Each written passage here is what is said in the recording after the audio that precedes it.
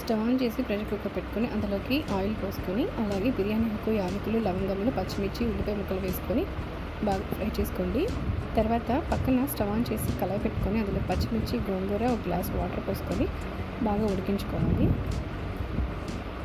Onions వేగిన తర్వాత అల్లం వెల్లుల్లి పేస్ట్ కూడా వేసుకొని అలాగే పసుపు, ఉప్పు, కారం వేసి బాగా ఫ్రై చేసుకోండి. మటన్ కూడా వేసుకొని బాగా ఈ విధంగా ఉడికించుకోండి. తర్వాత టమాటా ముక్కలను కూడా వేసి గరం మసాలా లేదా మటన్ మసాలా వేసుకొని 2 గ్లాసులు నీళ్ళు పోసి ప్రెషర్ కుక్కర్ పెట్టి 4-5 విజిల్స్ వచ్చేంత వరకు ఉడికించుకోండి. ప్రెషర్ అంతా పోయిన తర్వాత ఈ గోంగూర కూడా ఇలా రెడీ చేసి పెట్టుకోండి. ప్రెషర్ పోయిన తర్వాత మూత తీసి చూసి ఉడికిన గోంగూరని ఇందులో వేసుకొని ఒక 5-10 నిమిషాలు ఉడికించుకొని స్టవ్ ఆఫ్ చేసుకోవాలి. చివరిలో కొత్తిమీర వేసుకొని గార్నిష్ చేసుకొని సర్వ్ చేసుకోండి. అంతే.